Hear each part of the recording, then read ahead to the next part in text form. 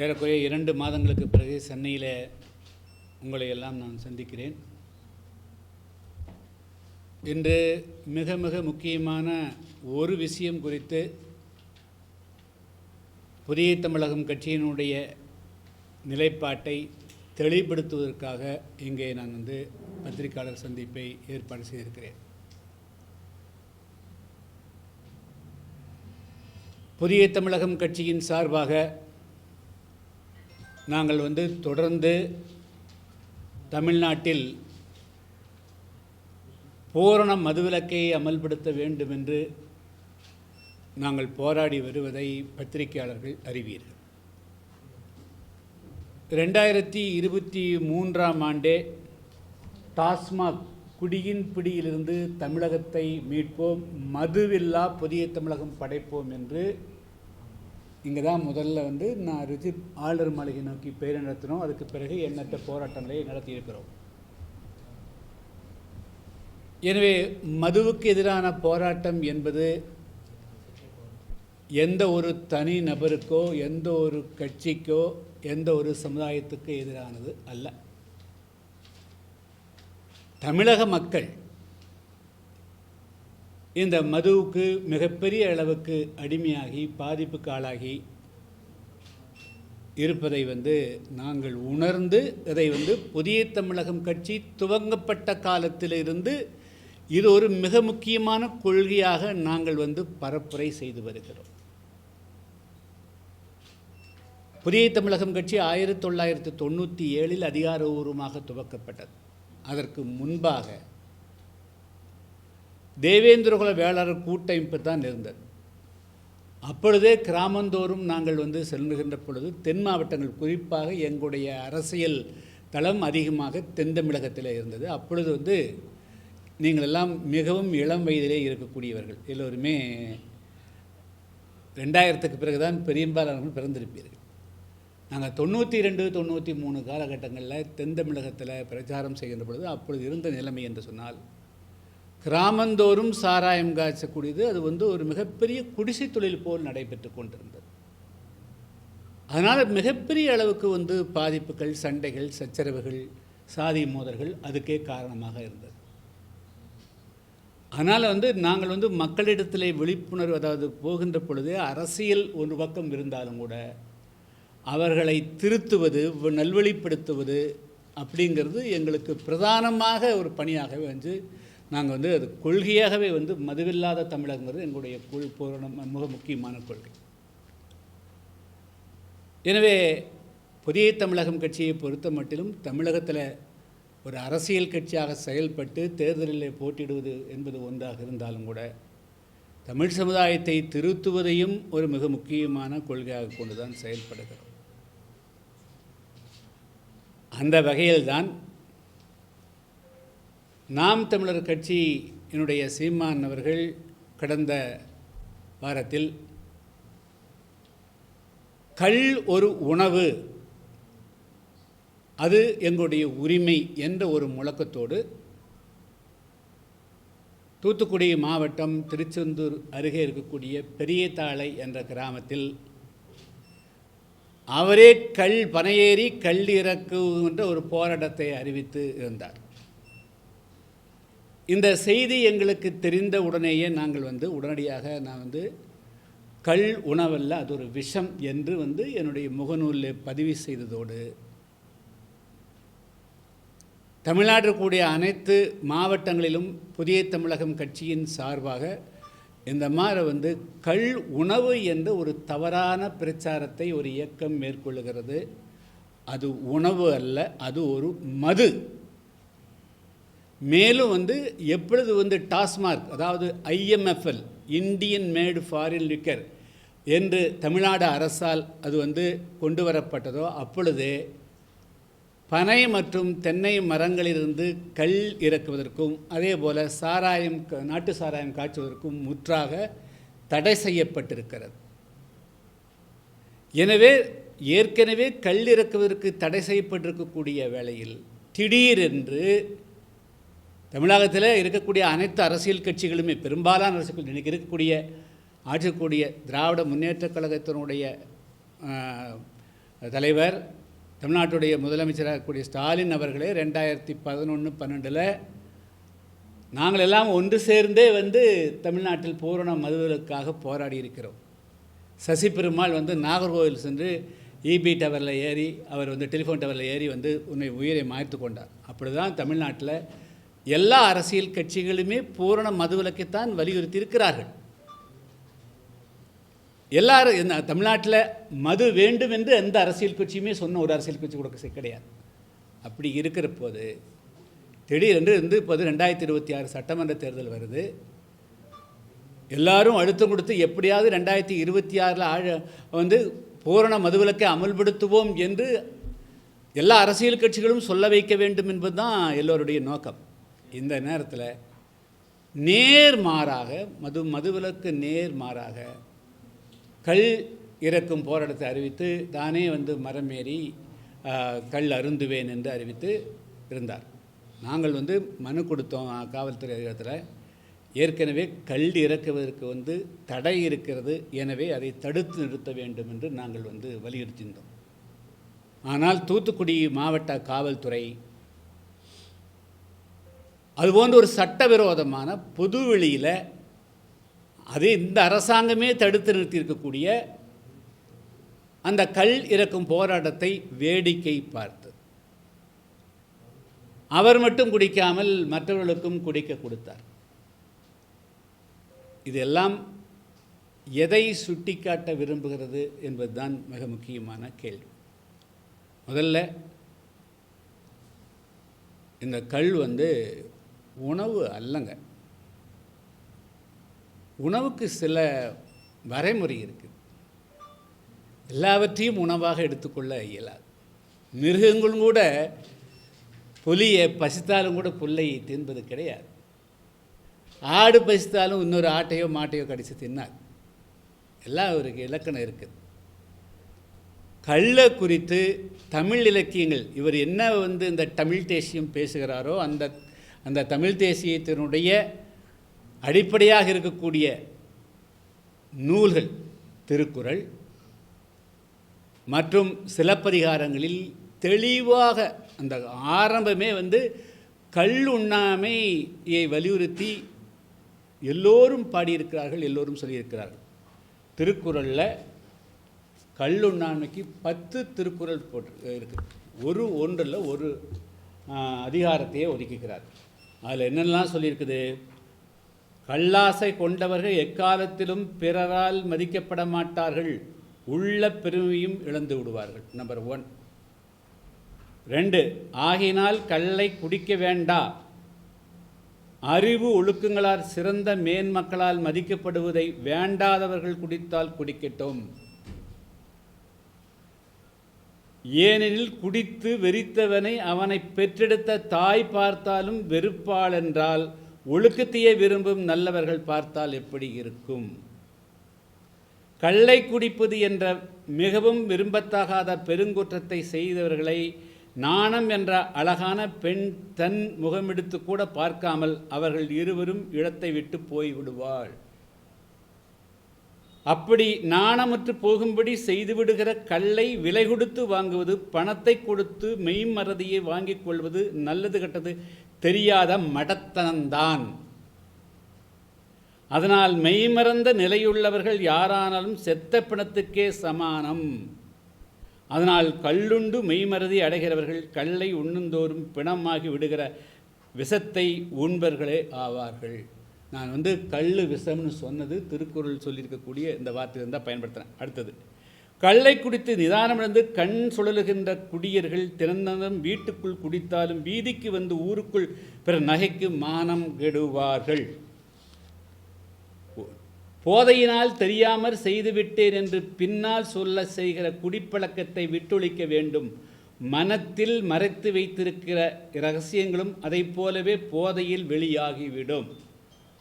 கள்ளுண்டு மயங்கியிருக்கிறவனை சீர்திருத்த நியாயங்களை சொல்லுவது ஆழமான தண்ணீருக்குள் மூழ்கி மறந்திருப்பவனை தீப்பந்தம் கொண்டு தேடுவதை போன்றது. கள்ளுண்ணும் பழக்கமுள்ளவன் கல்லை உண்ணாதிருக்கிற சமயத்தில் கள்ளுண்டு போதையினால் தள்ளாடுகிற வேறொருவனை பார்க்கிற போதாவது கள்ளுண்பதால் உண்டாகும் தடுமாற்றத்தை எண்ணி பார்க்க மாட்டானா? இவ்வளவு தூரத்துக்கு கல்லை பற்றி சொல்லியிருக்கிறாங்க. இது வந்து திருக்குறள் இருக்கக்கூடியதுங்க. இது வந்து சிலப்பதிகாரம். இது இப்போ வாங்கினது கிடையாதுங்க. இது பல வருஷம் 20 வருஷம் மேலே வாங்கினது. இது பல வருஷங்களுக்கு முன்பு எழுதப்பட்ட புத்தகங்க. திருவேங்கடசாமி நாட்டார் அப்படின்னு ஒரு பெரிய புலவர் மச்சா சிலப்பதிகாரத்தை நாமும் வேங்கடசாமி நாட்டாரோட இது வந்து 1805 வெளியிட்ட புத்தகம். அதில் எதுக்காக சிலப்பதிகாரத்தினுடைய நோக்கத்தை சொல்கிற போது அதில் என்ன சொல்கிறாங்க, இதெல்லாம் சொல்லிட்டு வந்து முக்கியமாக அவர் சொல்கிறதுலையே வந்து சில தமிழ்நாட்டினுடைய அடையாளமாக 50 காப்பியங்கள் சிலப்பதிகாரம், மணிமேகலை, குண்டலகாசி பேசுகிறோம். அந்த சிலப்பதிகாரம் இவைகளெல்லாம் தான் தமிழினத்தினுடைய அடையாளங்களாகவும் தமிழினுடைய தொன்மை வாய்ந்த இலக்கியங்களாகவும் இவைகள்தான் உலக பொதுமறைகளாகவும் ஏற்றுக்கொள்ளப்படக்கூடியதில் கள்ளும் களவும் காமமும் பொய்யும் வெள்ளைக்கோட்டியும். ஸோ எடுத்தோடனே சொல்கிறது எதுன்னா கல்லில் தான் ஸ்டார்ட் பண்ணுறாங்க. அதே போல் தான் கள்ளும் பொய்யும் காமமும் கொலையும் உள்ள களவுமென் தரவோர் துறந்தவை.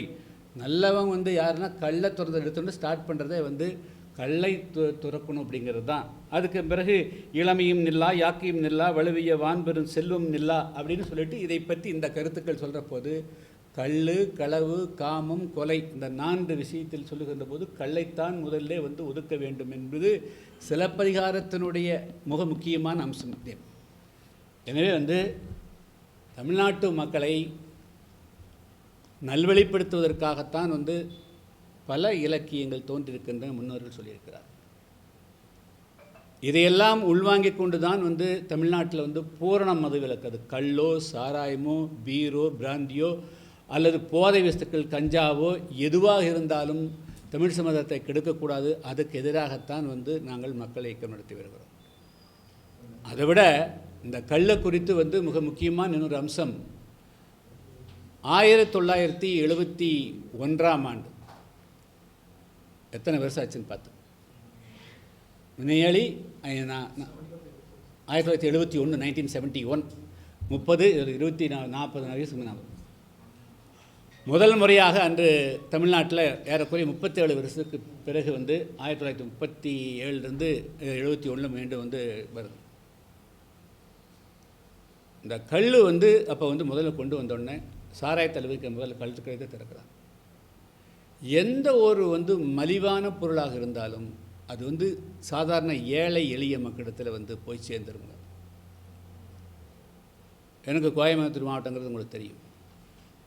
பல பேர் உடல் உழைப்பாளிகள், அடித்தளத்தில் இருக்கக்கூடியவர்கள் கணவனும் மனைவியுமாக சென்று கல் குடிப்பதற்காக வேலைக்கு போக அங்கேயே படுத்துக்குவாங்க, வீட்டுக்கு கூட வரமாட்டாங்க.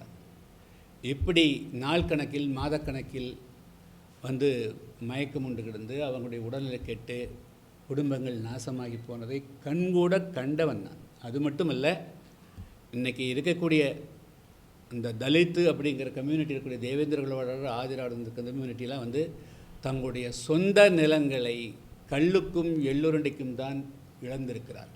கல்லை கொடுத்து மயக்கித்தான் கையெழுத்து வாங்கிக்கிறாங்க பல பேருடைய நிலங்களை. இந்த மக்கள் வந்து நிலமற்றவர்களாக போனதுக்கு காரணம், கூலிக்காரர்களாக போனதுக்கு காரணம், அவர்களை கல்லை குடித்து அடிமைப்படுத்தி அதுக்கு பிறகுதான் அடிமைப்படுத்தப்பட்டிருக்கார்கள். எனவே வந்து தமிழ்நாட்டில் எந்த காரணத்தை கொண்டும் எந்த சூழ்நிலையும் கல்லை அனுமதிக்க முடியாது. அதுக்காக சாராயத்தை வீர அனுப்பிலாம் கூறுது. கல்லை அனுமதிக்க முடியாதுன்னு சொன்னால் மற்றதும் அதுக்குள் வந்து அது ஒரு குறியீடு, அவ்வளோதான், அனுமதிக்க முடியாது. இன்றைக்கி வந்து தேதி வந்து 19 இன்றைக்கி 19 இதே நாள் தான் கடந்த வருஷம் வந்து கள்ளக்குறிச்சியில் 69 பேர் வந்து கள்ளச்சாராயம் சார்.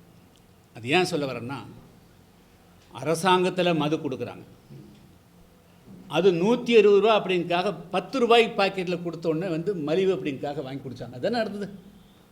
அப்போது மீண்டும் கல் வருகின்ற பொழுது மலிவு அப்படிங்கிறதுக்காக கல்லை வந்து மீண்டும் எல்லோரும் குடிப்பார்கள், ஆண் பெண் கூட குடிப்பார்கள். ஒழுக்கம் கலாச்சாரம் எல்லாமே கம்ப்ளீட்டாக நாசமாக, அவங்களுடைய பொருளாதாரங்கிறது கம்ப்ளீட்டாக போயிடும். மேலும் அது உணவுக்கு உண்டான எந்த விதமான தன்மையோடு கிடையாது. நான் கேட்குறேன், இந்தியாவில் தமிழ்நாட்டில் எத்தனை மருத்துவர் இருக்கிறாங்க? யாராவது ஒரு மருத்துவர் வந்து கல் குடிங்க, இந்த வியாதிக்கு இது கல்லுன்னு ஏதாங்க சொல்லிக்கிறாங்க?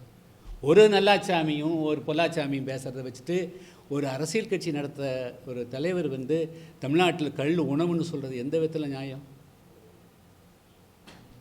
இது வந்து எவ்வளோ பெரிய பாதிப்பு உண்டாக்குங்கிறது கொஞ்சமாவது உணர்ந்து பொறுப்போடு சொல்ல வேண்டாமா? எப்படி தமிழ்நாடு அரசாங்கம் வந்து கல் தடை செஞ்சு அனுமதிக்கிறீங்க அப்படின்னா, நாளைக்கு வந்து கஞ்சா வந்து அது ஒரு பயிர் செய்யக்கூடியதாங்க, அது மலைப்பகுதியிலே வரும், கீழே வரும். சரி, கனடாவில் கஞ்சா வந்து அனுமதிச்சிருக்கிறாங்க, ஜெர்மனியில் அனுமதிச்சிருக்கிறாங்க, ஏறக்குறைய 20க்கும் மேற்பட்ட நாடுகளில் கஞ்சா வந்து அனுமதிச்சிருக்கிறாங்க. அந்த நாடுகளெல்லாம் கஞ்சா இருக்கிறது, என்னுடைய தமிழ்நாட்டில், என்னுடைய தமிழ் தேசத்தில் ஏன் வந்து கஞ்சா இல்லை? நான் கஞ்சா விளைவி போட்டு சேமன் போனால் போலீஸ் கையிட்டு நிற்குமா?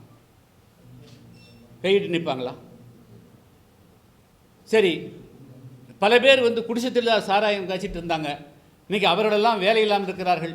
எனவே வந்து பெரிய ஆலய அதிபர்கள் தான் வந்து சாராயம் காய்ச்ச வேண்டுமா, நாங்களும் சாராயம் வெடிப்போம் என்று நாளைக்கு வந்து சாராயம் வெடித்தால் வந்து இந்த போலீஸு தமிழ்நாடு அரசு சும்மா இருக்குமா?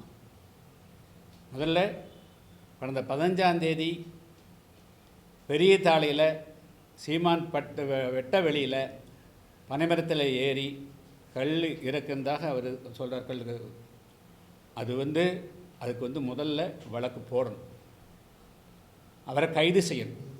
அது காரணம், அவரை கைது செய்ய வேண்டுங்கிறது மட்டும் இல்லை, இது வந்து சமூகத்தில் போக்கிரித்தனத்தையும் அயோக்கியத்தனத்தையும் பொல்லாத விஷயங்களையும் பொது வெளியில் ப்ரொமோட் பண்ணுறேன்.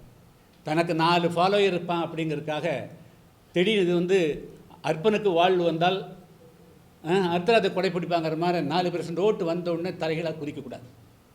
இந்த சேட்டையெல்லாம் இனிமேல் தமிழ்நாட்டில் பண்ண முடியாது. ஆச்சா, நீ வந்து கல்லை இறக்குறது மட்டும் இல்லாமல் போலீஸ் வந்தால் அருவாள் வெட்டுன்னு எடுத்துக்காட்டினா என்ன தான்? சரி, நான் சொல்லிடுறேன், இனி தமிழ்நாட்டில் எந்த இடத்துலையாவது வந்து நீ கல் இறக்கிறதுக்கு வா,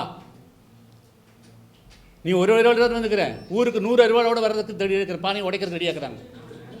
நீ கல்லை இறக்கிறதுக்கு வந்து நீ பாதுகாப்பு கொடுக்கறதுக்காக வந்து நீ அருவாளை தூக்குனா, ஊருக்கு 100 அருவாள் வந்து பானை உடைச்சி கொடுத்து தூக்குனா என்னாகும்?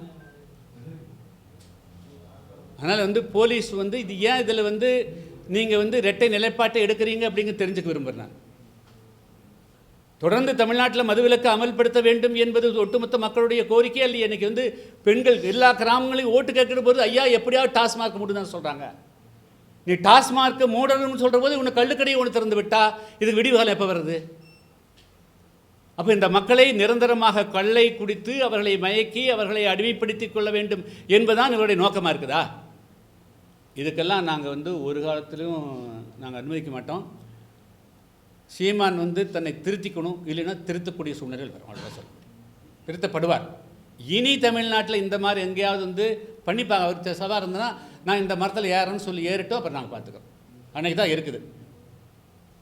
அதனால் வந்து காவல்துறை உடனடியாக வந்து 15ஆம் தேதி யாரெல்லாம் அதில் பங்கு பெற்றார்களோ அவர்கள் மீது வழக்கு பதிவு செய்து நடவடிக்கை எடுக்கணும். இல்லைன்னா அதுக்கு அடுத்த கட்டத்துக்கு நாங்கள் போகிறதுக்காக நாளைக்கு வந்து எங்களுடைய மாவட்ட செயலாளருடைய கூட்டம் வந்து கோயம்புத்தூர் வச்சுக்கிறோம். நாங்கள் வந்து அதில் முடிவெடுத்து தெரிவிப்போம். ஏன்னா இது வந்து சாதாரண மக்கள் இன்னும் வந்து சுதந்திரம் பெற்று 78 வருஷம் முடிச்சு பிறகு கூட அந்த மக்களை மீடேற்றி வெளியே கொண்டு வர முடியல. நாங்கள் அவ்வளோ பெரிய போராட்டத்தில் இருக்கிறோம். அவங்க அன்றாட பிரச்சனைகளே வந்து போராடுறாங்க. மீண்டும் கல்லையும் கொண்டு கொடுத்து கள்ளச்சாராயத்தையும் காய்ச்சி வச்சு அவன் நிரந்தரமாக அடிமைப்படுத்திருக்கின்ற திட்டமா? அப்போ யாருடைய கைக்கூலியை நீ செயல்பட விரும்புகிற? நான் மேலும் வந்து சீமானுக்கு தெரிந்தோ தெரியாமலோ அந்நிய நாட்டில் இருக்கக்கூடிய வெளிநாட்டில் இருக்கக்கூடிய ஈழத்தமிழ் சகோதரர்கள் பணம் அனுப்புகிறீங்க, தயவுகூர்ந்து இது நல்லது கிடையாது.